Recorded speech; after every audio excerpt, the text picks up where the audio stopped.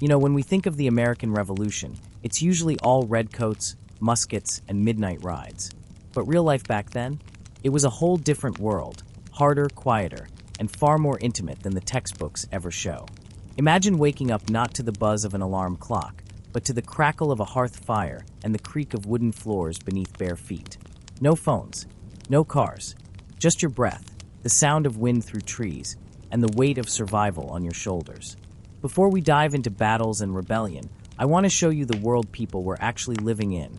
The homes they built, the bread they baked, the quiet evenings spent by candlelight in a land on the brink of change. And while you're settling in, let me know where you're listening from. I'm always amazed by how far these stories travel. Drop your location in the comments. What time is it where you are? And if you enjoy these sleepy trips through time, please consider giving the video a like or subscribing. It really helps more history lovers find their way here. Alright, now let your shoulders drop gently. Feel your jaw unclench. Take a soft, slow breath in. You are safe here in this quiet place. There is nothing to rush toward, nothing to worry about, nothing to check. This is your time to rest. And as you rest, let us drift together, back through the soft corridors of time, over 250 years into the past, into the gentle hush of a colonial evening in the 1770s, in the American colonies, just before the world began to change forever. The sun has already dipped below the horizon, leaving behind streaks of lavender and soft rose gold against a deepening indigo sky. The air is cool but gentle, carrying the earthy scent of tilled soil, pine needles, and the distant briny tang from a harbor town not far away. Ahead of you is a dirt path lined with stones, smoothed by the passing of horse carts and boots. A soft glow spills from lanterns that hang on crooked posts, casting pools of gold across the uneven road. The lantern light dances on the walls of wooden clapboard houses, each roof covered with hand-split cedar shingles that sigh as they cool from the day's warmth. You pause at a small fence, resting your hands on the weathered rails, feeling the rough grain of wood beneath your fingertips. Across the way, you see a modest home, its small-paned windows aglow with candlelight, the light flickering with each gentle breath of the evening breeze. A single candle flickers on a rough-hewn mantel inside, its warm glow dancing across hand-planed wooden beams overhead. A hearth fire crackles softly in the corner, sending tendrils of fragrant smoke curling toward the ceiling, where herbs hang in bunches: sage, rosemary, lavender, drying slowly, perfuming the warm, smoky air. Breathe in and imagine the scent of pine sap rising from the logs stacked by the hearth, the hint of bread baking on a clay oven, the tang of salted pork hanging from a rafter, waiting for tomorrow's stew. A mother moves quietly about the room, stirring a blackened iron pot suspended over the hearth flames, the soft bubbling of the stew mingling with the rhythmic ticking of a brass clock on a small shelf. A child, wrapped in a hand-woven wool blanket, leans drowsily against her skirt, clutching a small carved wooden toy. A father sits at a sturdy oak table, his quill scratching gently against parchment as he finishes recording the day's barter. 3 sacks of corn traded for 2 lengths of linen, a cord of firewood, a half-pound of tea carefully measured from a dwindling supply. You see the soft glint of a pewter mug catching the light, the polished surface reflecting a quiet world of candlelight and shadows. A bowl of apples rests on the table, each one with small blemishes, a testament to the orchard behind the house where children ran barefoot, collecting the fruit in woven baskets, giggling as they picked the ripest from the low branches. Outside, the world is wrapped in the quiet of evening. The hoot of an owl rises from the woods beyond the fields, a comforting reminder that night creatures have begun their slow, careful hunt beneath the stars. Somewhere in the distance, a dog barks once, then falls silent again. The air is alive with tiny sounds: the rustle of dry leaves, the creak of a hanging lantern swaying, the low whisper of the breeze across a field of drying corn stalks. Imagine the glow of that single lantern swaying outside, its warm light calling travelers home. The road is empty now, save for the echo of your own footsteps as you walk slowly down its rutted path, lantern glow dancing across your vision, casting your shadow long and thin across the road. As you wander, you pass by other small homes, each one alive with the sounds of a family closing the day. The rhythmic sweep of a broom across a wooden porch, the gentle clatter of wooden bowls being stacked after supper. A soft laugh from a child as a mother hums a lullaby in a voice so quiet it blends with the hush of the wind. You notice a nearby field where the last of the day's work has ended, and the tools, wooden rakes, iron spades, rest propped against a fence. Beyond the field, a dark silhouette of a small barn rises against the sky, a horse within shifting, its breath steaming in the cooling night air as it settles into straw for the evening. Above, the stars begin to bloom, one by one, against the canvas of the sky. The moon rises in a slow, measured climb, its pale light brushing the rooftops, the fields, the winding dirt roads, the forests beyond where tall pines sway gently. The moonlight glistens on the surface of a small stream, where frogs chirp softly among the reeds. You can feel the pace of this world, slow and rhythmic, in tune with the rise and fall of your own breathing. This is a world without buzzing phones or distant engines, a world where the loudest sounds are the crackle of a hearth, the gentle hiss of a candle, the distant hoot of an owl, and the soft murmur of families settling for the night.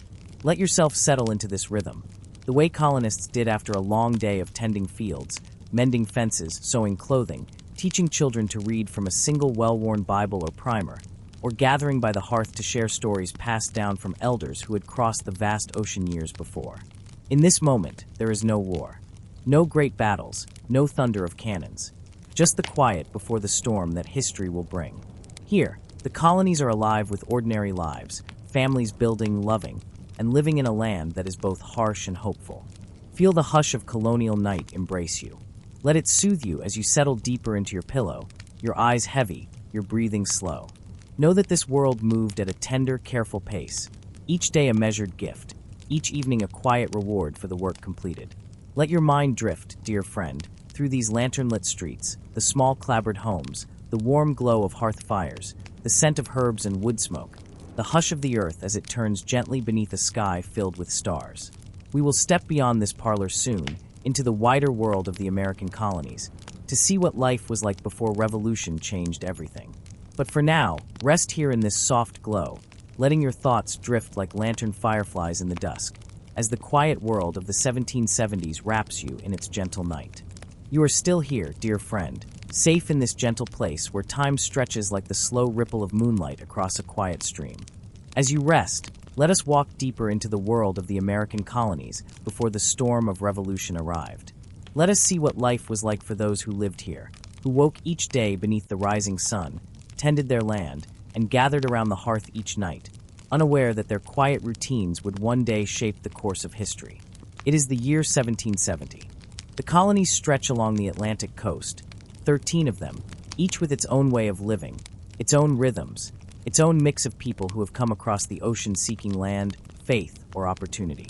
In the north, the towns of New England are filled with neat rows of wooden houses, small workshops where blacksmiths hammer out iron tools, and docks where fishing boats return each dawn with their catches.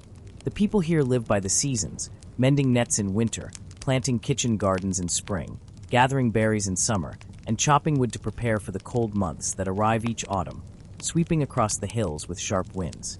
The air often smells of salt and wood smoke, mixed with the scent of baking bread from hearth ovens and the tang of drying codfish strung along the docks. Children in small towns run barefoot along dirt lanes, chasing each other past grazing cows and hens scratching for insects near split-rail fences. Each Sabbath, families gather in simple meeting houses with plain wooden pews, where sermons echo in the cold air and the creak of floorboards accompanies the minister's voice. Further south, the middle colonies, New York, New Jersey, Pennsylvania, are alive with fields of wheat, their golden heads rippling under a gentle breeze as far as the eye can see. The wide rivers carry barges heavy with grain, iron, and timber toward the bustling ports. In towns along these rivers, German, Dutch, English, and Scots-Irish settlers live side by side, their languages mixing in the markets where merchants call out prices for flour, salted meat, and fresh produce. In Pennsylvania, the Quakers walk quietly along cobbled streets, their wide-brimmed hats shading their faces as they go about their work, believing in the simplicity of daily life and the quiet dignity of every person. Farms are busy with the rhythms of planting and harvest, barns filled with the smell of hay and livestock, and kitchens warm with the scent of stews bubbling over the fire. And further south still, in the colonies of Virginia, the Carolinas, and Georgia, life moves at a slower pace beneath the heavy summer heat. The grand plantations along the rivers are lined with rows of tobacco plants, their broad leaves turning the fields into seas of green. Enslaved people labor under the sun, tending the fields, building fences, and working the land that feeds the wealth of plantation owners, their lives marked by hardship and the constant longing for freedom. Small cabins of rough-hewn logs stand in clearings, where families of modest means plant corn, raise pigs, and gather water from nearby creeks. Children learn to ride horses at a young age, their laughter ringing out across open fields as they race one another beneath the wide blue sky. Nights in the southern colonies are alive with the songs of crickets and the low croak of frogs near the rivers, while families sit on porches lit by lanterns, the glow attracting moths that flutter softly in the warm air. Across all the colonies, the seasons shape the rhythm of life. In spring, families break the soil with wooden plows pulled by oxen, planting seeds for corn, wheat, and beans. Children help by scattering seeds, their small hands brushing the earth, learning the importance of the land that feeds them. In summer, the days stretch long and warm, filled with the buzzing of insects and the heavy scent of wildflowers blooming along fence lines. In autumn, the air turns crisp, and families gather together to harvest apples, corn, and pumpkins, stacking firewood for the winter ahead. Winter brings a quiet stillness. Snow falls gently over fields and rooftops, muffling the sounds of daily life. Hearths glow with warmth as families gather around them, spinning wool, mending clothes, telling stories passed down from parents and grandparents who once crossed the ocean on creaking ships. The smell of wood smoke curls into the cold air outside, rising like a quiet prayer against the dark sky. In the towns, life is marked by market days, where farmers bring their goods to sell. Baskets of vegetables, bolts of homespun cloth, barrels of cider, and handmade candles dipped from tallow. Merchants call out prices, neighbors exchange news, and children peer curiously at the rare trinkets brought from distant lands. A bright piece of fabric from India, a small mirror from England, a carefully crafted comb made of horn. The colonies are alive with faith and hope, with struggle and determination. Churches of many kinds dot the landscape, small wooden chapels with steeples that reach toward the sky, plain meeting houses, and quiet Quaker meeting rooms where silence is as powerful as any sermon. Faith guides daily life, offering comfort and structure, with Sabbath days of rest and community gatherings that knit neighbors together. Education is precious, often taught at home or in small schoolhouses where children learn to read from hornbooks and Bibles, to write carefully with quill pens on rough paper, to count with small wooden counters. Books are few, often treasured and passed from hand to hand, their pages worn thin by generations seeking knowledge in a world still untamed. Trade with England brings goods that are both desired and resented. Fine china and cloth for those who can afford it, iron tools and tea, but also taxes and restrictions that press on the colonists like a slowly tightening band. Conversations over supper sometimes turn to grumblings about these taxes, about the cost of tea and the weight of rules from a distant king. But for many, life continues as it always has, measured by the rise and set of the sun, the planting and harvesting of crops, the steady work of hands shaping wood, weaving cloth, tending animals, and raising families. In the evenings, families gather around the hearth as shadows stretch long across wooden floors, the flicker of a single candle illuminating the faces of those who share stories of ancestors, of journeys across the sea, of hopes for land and freedom, and the promise of a future that might be brighter than the present. And outside, the world lies quiet beneath the stars, the dark shapes of forests standing like sentinels, the rivers glinting softly under moonlight, and the roads stretching onward through the colonies, linking small towns and farms in a delicate web of life that hums softly in the night.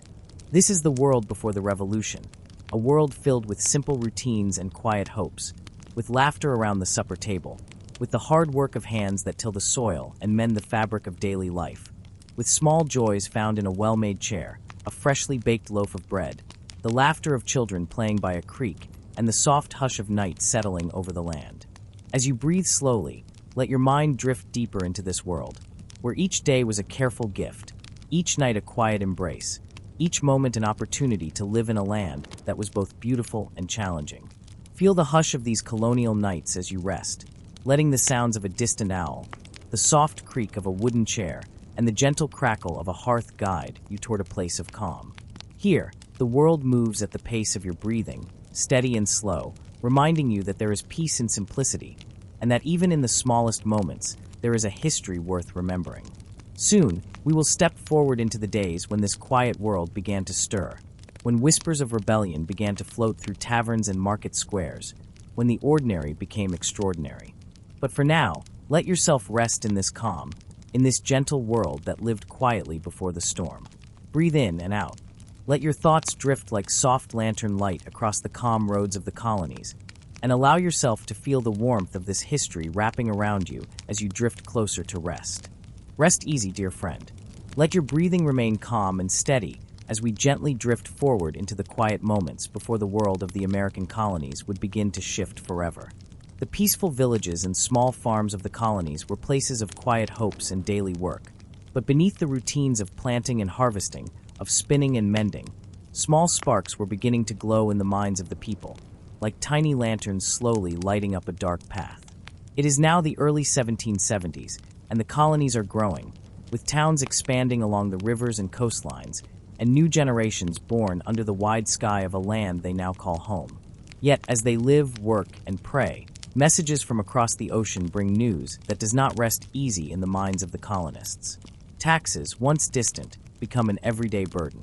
The Sugar Act of 1764, the Stamp Act of 1765, and the Townshend Acts of 1767 weigh upon merchants and farmers, upon shopkeepers and craftsmen.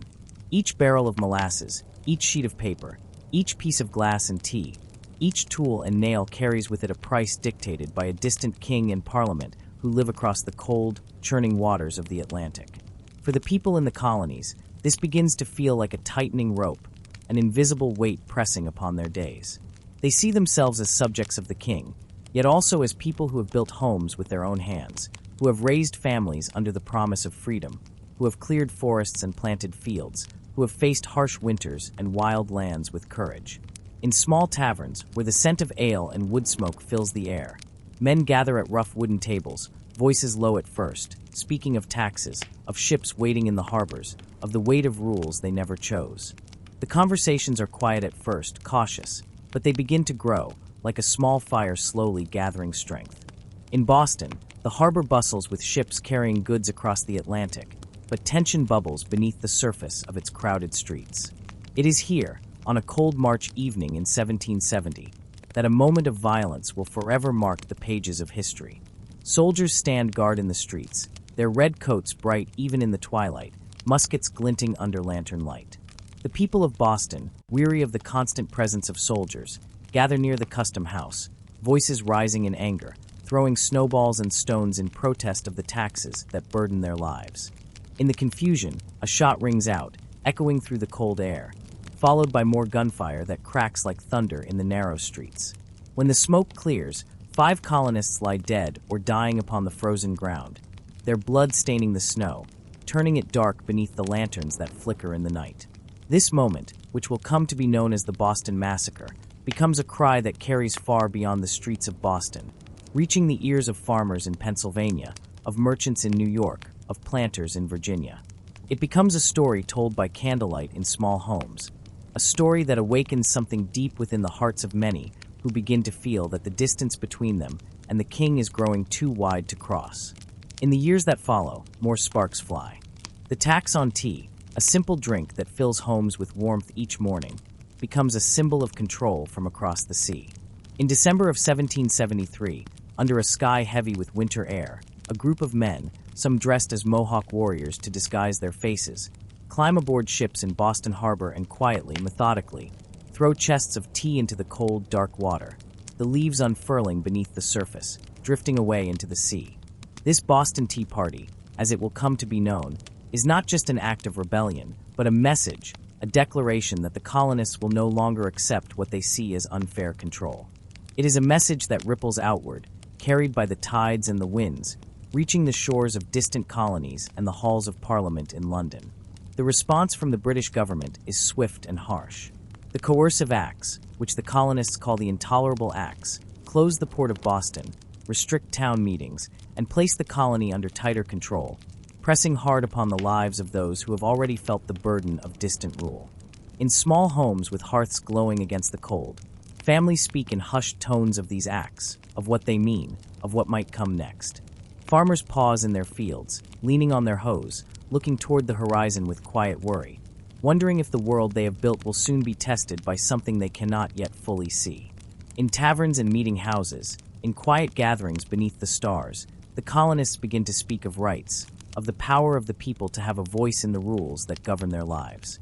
They read pamphlets and letters passed from hand to hand, words written by men who believe deeply that freedom is worth the risk of conflict. One of these voices is that of Samuel Adams, who writes and speaks with a fiery belief in the rights of the people. Another is Patrick Henry, who, in a quiet room filled with anxious faces, will one day stand and declare, "Give me liberty, or give me death," words that will echo far beyond the walls of that room. And in Philadelphia, where the cobbled streets carry the sounds of wagon wheels and the soft clip of horses' hooves, men begin to gather, sent by each colony to speak for their people. It is here, in September of 1774, that the First Continental Congress meets, bringing together voices from across the colonies in one room, where the air is thick with the scent of ink and candle wax, where quill pens scratch upon rough paper, where men argue, discuss, and hope for a peaceful solution, even as they prepare for the possibility that peace may no longer be possible. Outside these meetings, the world continues its steady rhythms. Farmers continue to sow and reap. Mothers continue to teach their children to read and pray. Blacksmiths continue to hammer out iron tools. But in the quiet moments, when the day's work is done and the stars shine above, many begin to wonder if the world they know will soon change forever. As winter turns to spring in 1775, the colonies are alive with a tense quiet, like the hush that falls before a storm. In the small towns of Massachusetts, men begin to gather powder and shot, preparing for what may come. They call themselves Minutemen, ready to gather at a moment's notice should danger arrive. In the soft dawn of April 19th, 1775, in the town of Lexington, the first true spark of war will be struck. But for now, dear friend, let us pause here, in this moment before the dawn, in this quiet space where the world holds its breath. Breathe softly as you lie here, letting your mind rest in the calm of these moments before the storm, feeling the hush of history as it waits, the roads empty under the starlight, the hearths glowing softly in homes where families sleep, unaware of how soon their world will change. The colonists do not yet fully know what is to come, only that they feel the winds shifting, that the small sparks of discontent have become small fires of resolve, that whispers of freedom have begun to thread through the conversations of farmers and merchants, of mothers and fathers, of sons and daughters who will one day remember these days as the beginning of something they could not yet fully understand. As you breathe in and out, imagine the gentle creak of a wooden chair, the distant call of an owl, the quiet snap of a log in the hearth, reminding you that even in moments of uncertainty, there is a calm that can hold you steady. Let your mind drift through the quiet streets of Boston, along the riverbanks of Virginia, through the fields of Pennsylvania, seeing lantern light glowing in windows, hearing the low murmur of quiet conversations, feeling the steady beat of hearts that hold hope for a better future, even as they face the unknown. Rest here, in this moment of history, before the dawn of revolution, before the shots that will be heard around the world, before the small sparks become a flame that will forever change the story of these 13 colonies. Rest easy as we now reach the dawn that will forever change the quiet world of the colonies. A dawn when the hush of uncertainty gives way to the thunder of musket fire, and when the whispers of freedom become the cries of battle. It is the early hours of April 19th, 1775. The air is cool and heavy with the dampness of spring mornings in New England. Along the winding roads that stretch out from Boston, the earth is soft beneath the feet of farmers and tradesmen who now carry muskets upon their shoulders, powder horns at their sides, hearts steady and filled with quiet resolve. The British, under General Thomas Gage, have orders to march to Concord to seize and destroy stores of gunpowder and weapons that the colonists have quietly gathered, preparing for the possibility of conflict they hoped might never come. But the colonists are ready. Paul Revere, William Dawes, and Samuel Prescott ride through the night, lanterns glinting in the darkness, hoofbeats muffled on dirt roads as they call out into the stillness.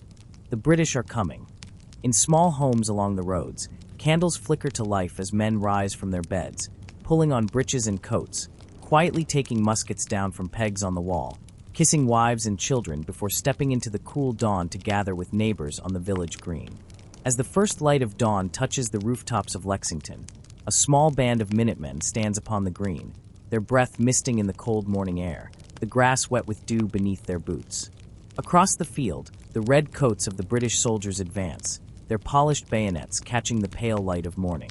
There is a hush, a moment when the world seems to hold its breath, as the two sides face each other in the soft dawn. Then, a shot rings out, sharp and echoing, though no one will ever know who fired first. The silence is broken, and in that moment, the world changes forever. The shots that follow scatter the Minutemen, leaving 8 colonists dead upon the green of Lexington, their bodies lying still upon the grass where they once played and gathered for town meetings. The British continue their march to Concord, but the alarm has been raised, and along every road and hidden path, the militia gathers, farmers and blacksmiths, shopkeepers and sons, answering the call. At the North Bridge in Concord, the colonists stand firm, facing the British in a line that trembles but does not break. Shots ring out once more, smoke drifting across the river as musket fire echoes over the water. This time, the British retreat, falling back as the militia press them hard, following them along the roads back toward Boston. From the trees and stone walls, the colonists fire upon the retreating soldiers, moving swiftly and quietly, knowing every turn and hill along the road, using the land they have farmed and walked for years to their advantage.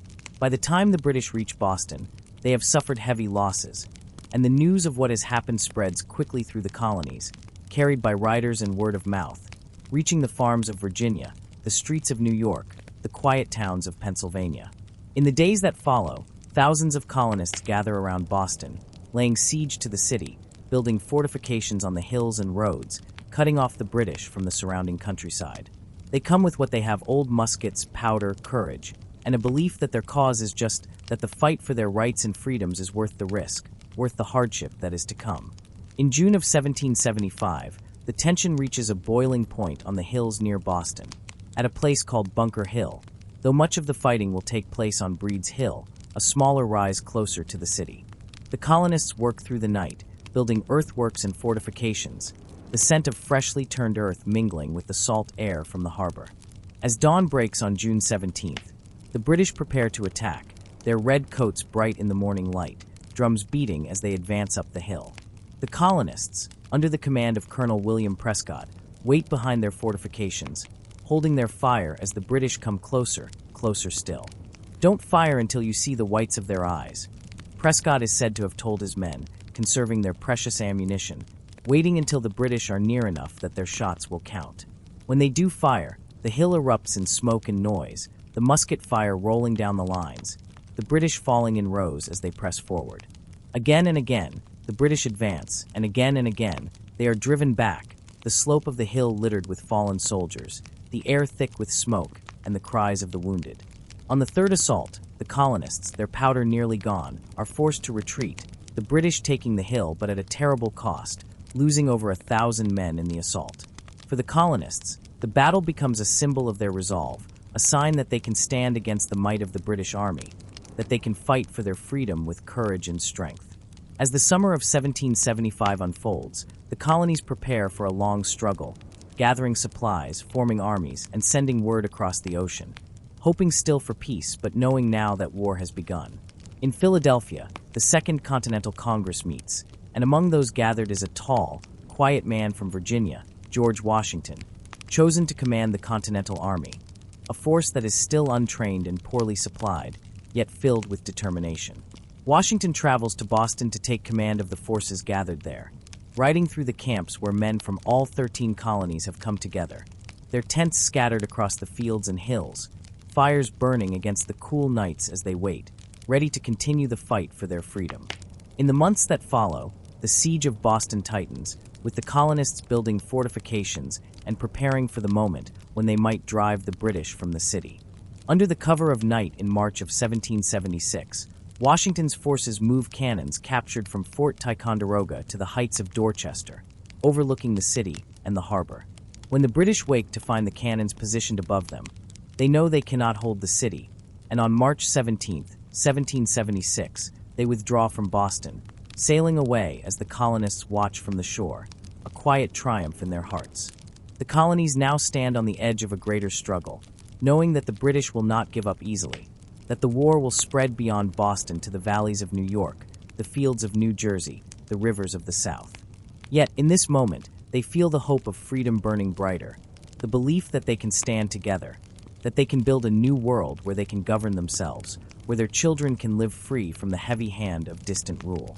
In small homes across the colonies, families gather in the evenings, candles flickering as they speak softly of the battles, of the victories and losses, of the men they know who have gone to fight, of the world they hope will come from the sacrifices made on fields and hills, in the cold dawns and quiet nights of a land in the midst of change. As you lie here, breathing softly, let your mind drift through these moments of history, feeling the courage of those who stood on the green at Lexington, who faced the cannons at Bunker Hill, who watched the sails of the British ships disappear over the horizon as Boston was freed.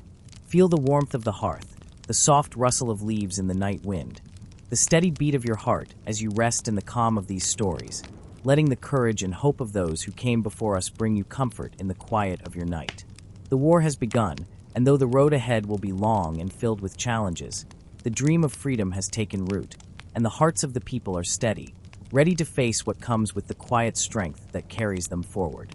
Now, dear friend, allow your shoulders to soften as we step into the warm summer of 1776, into a world where the longing for freedom ripples through the quiet streets of colonial towns, across green fields, and within the hearts of a people who have witnessed the dawn of war. The colonies are awake, their spirits stirred by the first battles at Lexington, Concord, and Bunker Hill. The men and women of these towns live with the constant presence of war, of loved ones gone to join the fight, of whispers and prayers said by candlelight before sleep. In the city of Philadelphia, the warm air buzzes with the sound of carriages rattling along cobbled streets, the clip-clop of horses, the low murmur of voices in taverns and meeting halls. The State House, later to be known as Independence Hall, stands quietly, its brick walls absorbing the heat of the summer sun, its windows open to catch the slow breeze that drifts in from the river. Inside, delegates from the 13 colonies have gathered for the Second Continental Congress, men of different ages and temperaments, farmers and lawyers, merchants and scholars, all carrying the weight of their people's hopes upon their shoulders. Among them is a tall, quiet man from Virginia, Thomas Jefferson, with auburn hair tied back, his eyes thoughtful as he listens to the debates that echo within the hall. Nearby sits John Adams of Massachusetts, forceful in speech, his voice rising in the warmth of the afternoon as he argues for independence, for a final, clear break from the power that has ruled them from across the sea. Benjamin Franklin, elder statesman of Pennsylvania, rests in his chair, spectacles perched upon his nose, observing the discussions with the calm patience of a man who has seen much in his lifetime, offering words of wisdom between sips of water as the debate grows heated and then softens again. Outside, children play in the dusty streets, their laughter mingling with the distant sounds of hammer on anvil as blacksmiths work, preparing tools and nails, making repairs for a community that lives under the watchful eye of change.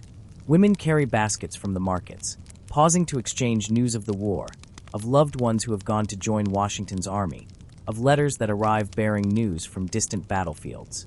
The Congress meets day after day, the weight of their decision pressing upon them, the fear of what will come should they declare independence, the knowledge that such a step will lead to greater conflict, to sacrifice, and yet also to the hope of a future where they can govern themselves, where their children can grow in freedom. In the evenings, the delegates return to their lodgings, the glow of lanterns lighting the darkened streets, the scent of summer flowers carried on the breeze, the songs of crickets rising in the night. Some walk alone, heads bowed in thought, others gather in small groups, voices low as they discuss the future of the colonies, the risks they must take, the hope they must carry. Thomas Jefferson, returning to his room, sits by the flickering light of a candle, quill in hand, paper before him. The window is open, and the warm air carries the sounds of the city into the quiet of his room. He dips the quill into ink and begins to write, the words flowing steadily, carefully, as he crafts the document that will become the Declaration of Independence. We hold these truths to be self-evident, that all men are created equal. His hand moves across the page, the soft scratch of quill upon parchment the only sound in the room, the candle flame dancing with each shift of air. The words take shape, capturing the hopes and beliefs of a people who wish to live free, who wish to build a world where their voices matter, where they can shape their destiny. As dawn breaks over Philadelphia, the document nears completion, and the light of the rising sun casts a golden glow through the window, illuminating the paper upon which these words are written, words that will echo through time, carried forward by generations who will read them and remember this moment. In the days that follow, the document is read before the Congress, the words filling the chamber as the delegates listen, some nodding, others closing their eyes as they take in the meaning, the promise, the commitment it represents. The debates continue, discussions long and filled with tension, voices raised and lowered, the fear of the unknown pressing upon them, the knowledge that with the signing of this document, there will be no turning back, that they will stand as traitors in the eyes of the British Crown, risking everything for the hope of freedom.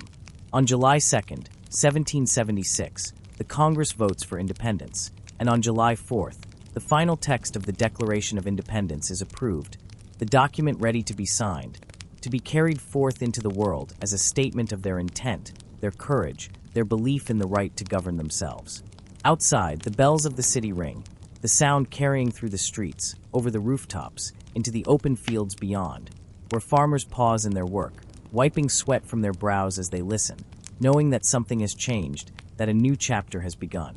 The document is read aloud in public, the words carried by the voices of those who believe in the promise of freedom, reaching the ears of men and women who stand in the heat of summer, listening with quiet determination, with hope that these words will lead them into a new world.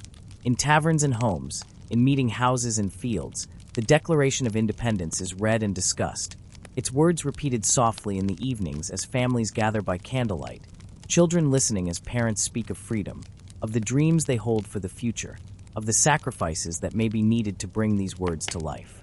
In New York, Washington soldiers gather to hear the words read aloud, the paper held in the hands of an officer as the men stand in ranks, their uniforms worn, their faces marked by the hardships of war, their eyes steady as they listen. They know that these words mean war, that the struggle they have begun will continue, that the fight for independence will be long and filled with challenges, but they also know that these words give meaning to their struggle, that they fight not just against an enemy, but for the promise of a world where they can live free. The Declaration travels across the colonies, carried by horse and carriage, by ships and riders, reaching the towns and cities, the villages and farms, spreading the message of independence, of freedom, of the birth of a new nation. In the evenings, as the sun sets and the lanterns are lit, as families gather in their homes, the words of the Declaration echo softly, bringing comfort and courage, reminding them of the dream they hold, the hope that carries them through the challenges ahead. As you rest now, breathing softly, let your mind drift through the warm summer air of 1776, through the quiet streets of Philadelphia, through the fields where the bells of independence ring, through the hearts of the people who dared to dream of freedom.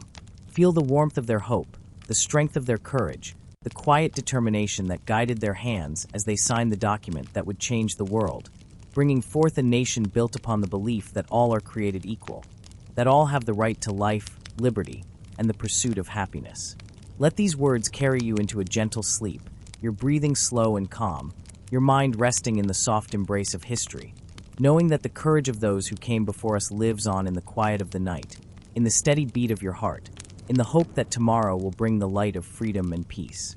Rest your mind, dear friend, as we step forward into the later months of 1776 and the early years that follow, into a world where the American colonies have declared their independence. But the path to freedom is uncertain, shadowed by the trials of war. The ink on the Declaration of Independence has dried, but the colonies now stand against the might of one of the most powerful empires in the world. The streets of Boston, New York, Charleston, and Savannah are no longer simply roads for commerce and quiet travel. They become pathways for soldiers, for wagon wheels bearing supplies, for families fleeing the uncertainty of battle. In New York, the air is heavy with smoke as British ships fill the harbor, their sails towering above the water, cannons ready, soldiers prepared to retake control of the rebellious colonies. General George Washington, tall and solemn, stands among his officers, looking out over the waters, knowing that the defense of New York will be one of the greatest tests his new army will face. The city itself, alive with the sounds of merchants and children not long before, now feels the tremor of war underfoot as British forces land on Staten Island, their red uniforms bright against the green fields, their drums echoing across the water as they march.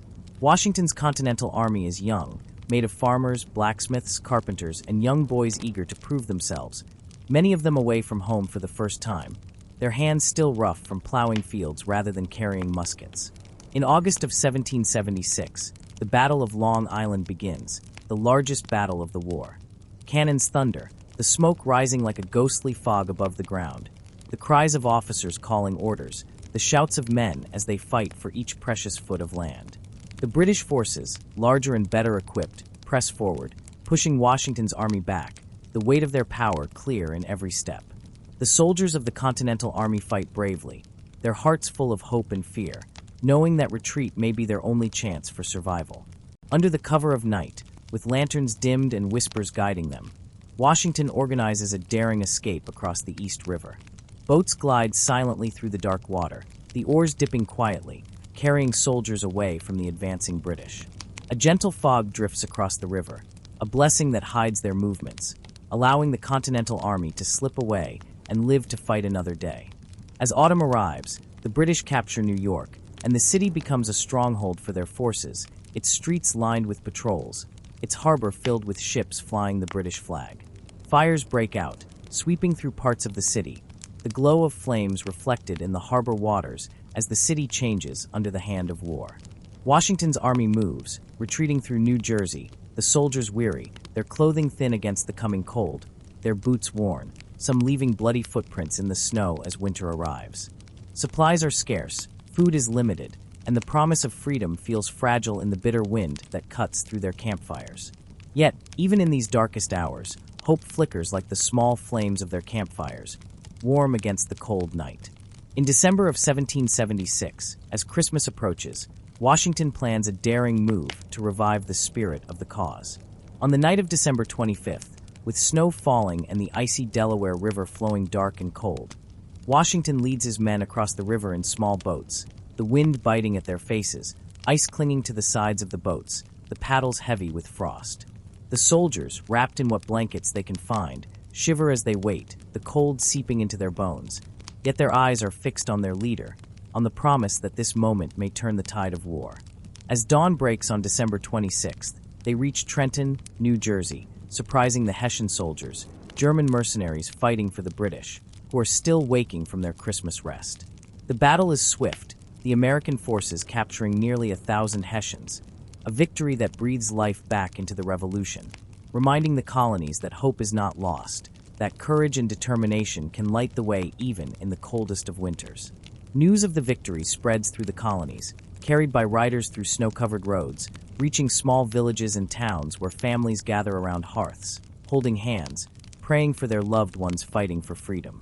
The victory at Trenton is followed days later by another at Princeton, lifting the spirits of a people who have endured months of fear and uncertainty. As winter passes into spring, the war continues, its path winding through the forests and fields of the colonies, battles fought near rivers and in towns, the sounds of muskets and cannons becoming the backdrop of daily life for many. Farmers tend their fields with one eye on the horizon. Women continue to spin and weave while listening for the distant drums of approaching armies. Children grow up knowing the sound of a distant volley, the sight of soldiers passing by, the stories of fathers and brothers who have gone to fight. The war is not a single battle, but many, each with its own heartbreak and small triumphs, its own moments of courage in the face of fear. In the north, the British seek to divide the colonies by gaining control of the Hudson River Valley, moving down from Canada, while other forces move up from New York, a plan meant to split the colonies in two. The American forces, led by leaders like Benedict Arnold, who at this time is still seen as a hero, and Horatio Gates, gather near Saratoga in 1777, preparing to resist the advancing British forces under General John Burgoyne. The air is thick with tension as the armies meet in the forests and fields near Saratoga, the trees witnessing the fierce exchanges, the smoke drifting among their branches, the ground marked by the footsteps of soldiers, the fallen, the wounded. After days of fighting, the British forces, surrounded and outnumbered, are forced to surrender in October 1777. The victory at Saratoga becomes a turning point in the war, proving to the world that the American colonies can stand against the British, can win battles that matter. News of Saratoga reaches across the Atlantic Ocean, carried by ships to France, where leaders like Benjamin Franklin, who has traveled overseas to seek support, used this victory to persuade the French to join the American cause. In 1778, France enters the war, providing the colonies with ships, soldiers, and resources, turning the struggle into a global conflict, shifting the balance and giving the colonies a new ally in their fight for independence. In the southern colonies, The war takes a new path as British forces move into Georgia and South Carolina, seeking to rally Loyalist support, capturing cities like Savannah and Charleston. The war in the South becomes brutal, with battles fought in swamps and forests, with raids and skirmishes, with moments of victory and deep loss. Leaders like Nathaniel Greene and Daniel Morgan take command in the South, using tactics of mobility and knowledge of the land to challenge the British forces, to keep the fight alive even as cities fall under British control. The people of the colonies endure hardship, their homes taken, their fields burned, their lives changed by the constant presence of war. Yet, they continue, driven by the hope of freedom, by the belief that the sacrifices they make will lead to a world where they can live under laws they choose, in a land they can call their own.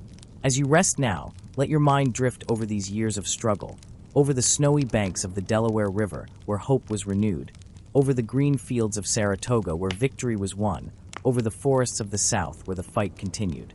Feel the slow, steady breath of a people who would not give up, who held to the promise of freedom through the cold of winter, the heat of summer, the storms of doubt and fear. Let their quiet courage bring peace to your night, reminding you that even in the darkest hours, the light of hope can guide the way forward. Let your breath slow as we enter the final chapters of the American Revolution, when years of struggle, sacrifice, and hope gather toward the dawn of a new nation. The year is 1780, and the war has become a long shadow over the colonies. Families have lived with the sound of distant battles, the passing of soldiers, the uncertainty of tomorrow. Fields that once grew wheat and corn are now trampled under the boots of armies. The air holds the smoke of burned homes and the cries of children longing for the return of fathers and brothers. Yet even in these hard years, the spirit of independence does not break. The British have turned much of their focus to the southern colonies, hoping to gain Loyalist support and slowly squeeze the rebellion into submission. Savannah has fallen, Charleston is taken, and battles break out in the backwoods, the swamps, the quiet roads of the South. But resistance continues. Leaders like Nathaniel Greene take command in the South, using the land to their advantage, moving quickly, wearing down British forces in small, persistent engagements. Daniel Morgan wins at the Battle of Cowpens in 1781, a victory that lifts spirits once again, showing that with careful planning and courage, even a smaller force can overcome a stronger one. The war in the South is a test of endurance, of moving quickly and striking where it hurts, then fading into the forests, forcing the British to chase, to exhaust themselves, to realize that controlling a land is different from holding the loyalty of its people. Far to the north, General George Washington keeps his eyes on the long goal of freedom, maintaining the Continental Army despite hardships, shortages, and the passage of time that wears on the patience of soldiers and civilians alike. His presence remains a steady guide, a reminder that the promise of independence is worth the struggle. In 1781, the pieces of fate begin to fall into place. The French, now allies of the American cause, bring their ships and soldiers, adding strength to the fight. The French fleet, under Admiral de Grasse, sails toward the Chesapeake Bay, while French troops under General Rochambeau join forces with Washington. Together, they form a plan to trap the British forces under General Cornwallis, who has moved his army to Yorktown, Virginia, a small town near the York River. Cornwallis, believing the British Navy will be able to support him, builds fortifications, his soldiers digging trenches, raising earthworks, preparing for what they believe will be a secure position. But the tides of war shift quietly, like the winds that carry the sails of ships across the sea. The French fleet arrives, blocking the British Navy from reaching Cornwallis, cutting him off from rescue by sea. Washington and Rochambeau march their combined forces south from New York, moving swiftly over hundreds of miles, gathering soldiers, supplies, and determination along the way. As they approach Yorktown, the air is thick with anticipation, the roads filled with the footsteps of thousands of soldiers, the rattling of wagon wheels, the creaking of cannon carriages. The fields near Yorktown become alive with preparation, as trenches are dug, cannons positioned, and tents rise under the wide Virginia sky. In September of 1781, the siege of Yorktown begins. The American and French forces surround Cornwallis, their lines tightening like a slow, patient breath held before a final effort. Cannons roar across the fields, the air filled with smoke, the ground shaking with each blast. Soldiers take turns manning the guns, resting, returning to fire again, each day bringing them closer to the British lines. At night, the skies glow with the flash of cannon fire, and the stars look down on a world in the making, as a new nation pushes forward through the final moments of its birth.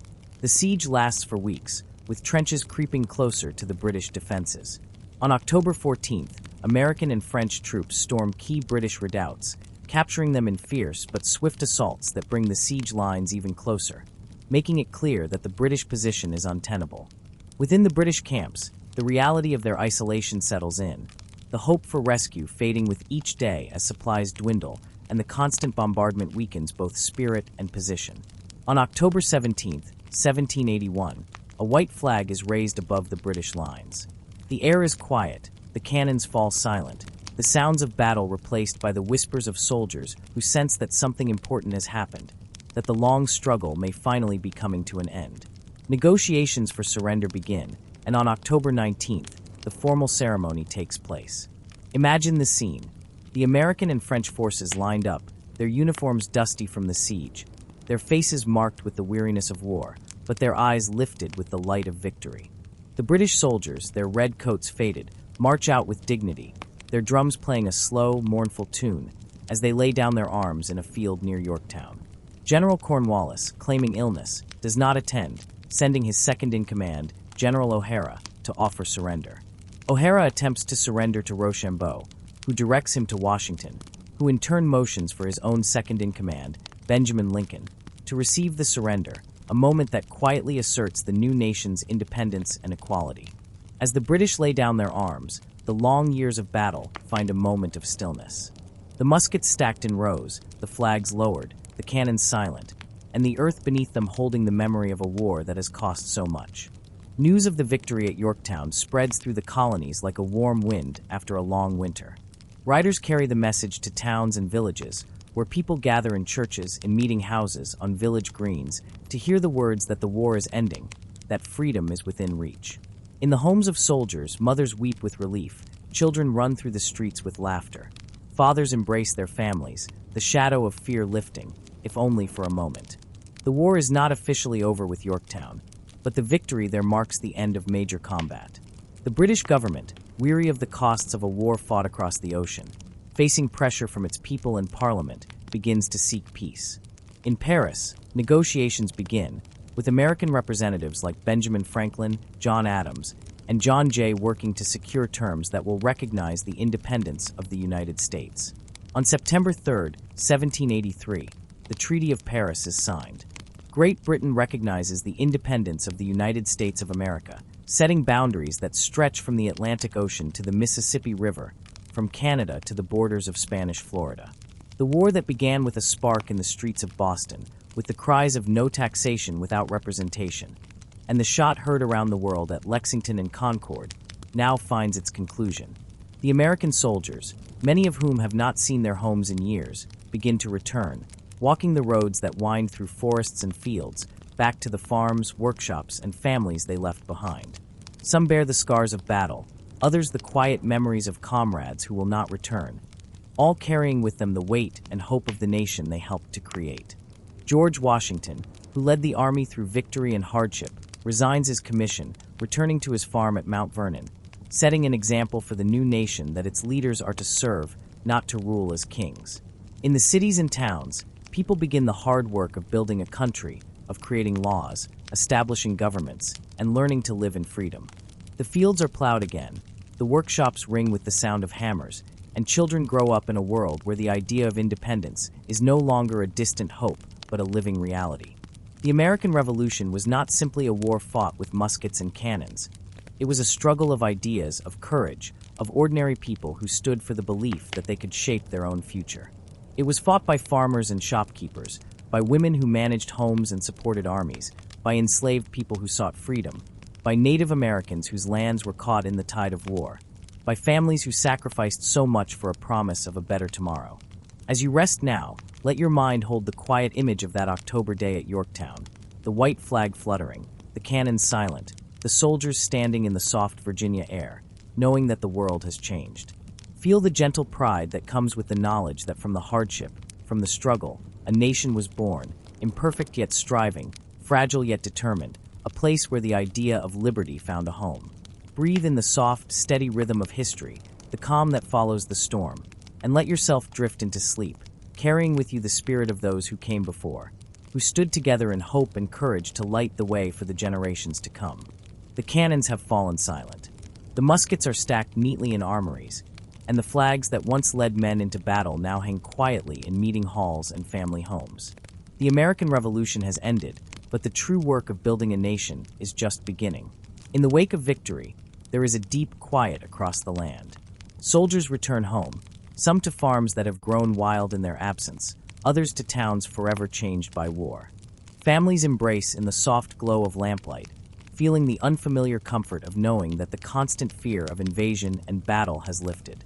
But with peace comes the weight of responsibility. The colonies, now states, must learn to work together, to find a way to govern themselves, to turn the promise of liberty into a living reality. It is not an easy task. Each state has its own interests, its own laws, its own concerns. The memories of oppression under British rule make them wary of any new power that might rise above them. They begin with the Articles of Confederation, a loose agreement that holds the states together in name, but it quickly becomes clear that a nation cannot survive without a stronger framework. The government under the Articles struggles to raise funds, to resolve disputes between states, to manage trade and defense. The spirit of independence is strong, but independence without unity threatens to tear the fragile new country apart. In this quiet yet uncertain time, men gather once again, not to fight, but to discuss, to debate, to shape a government that can hold the states together while preserving the freedom for which they fought. In 1787, delegates from 12 states meet in Philadelphia, in a room that holds the echoes of history, the weight of the past, and the hope for the future. This meeting becomes the Constitutional Convention. The air is thick with the summer heat, the windows covered to keep discussions private, the delegates speaking long into the days and nights about the structure of a government that would be strong enough to lead, yet restrained enough to protect liberty.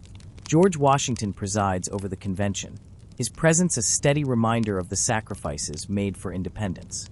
Benjamin Franklin, aged and wise, brings a spirit of compromise, urging the delegates to remember that unity is essential for the survival of the new nation.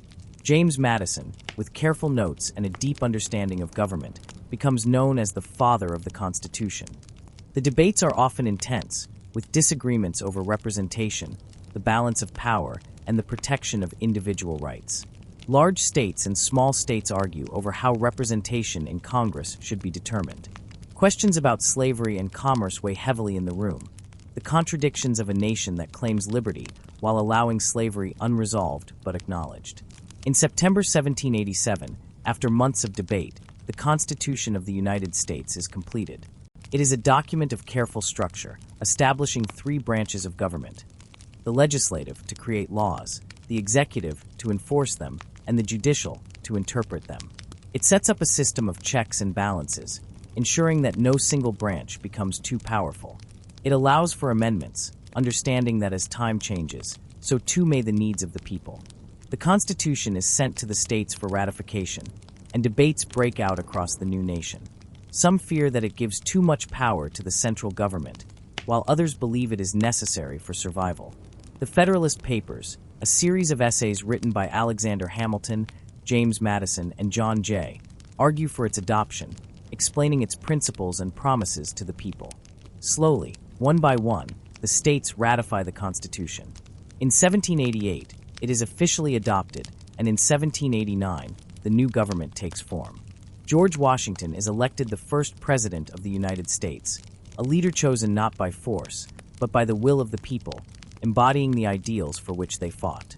With the new government comes the Bill of Rights, the first 10 amendments to the Constitution, guaranteeing essential freedoms. The freedom of speech, of the press, of religion, the right to assemble, the right to a fair trial, the protection against unreasonable searches, and the assurance that the government's power comes from the people it serves.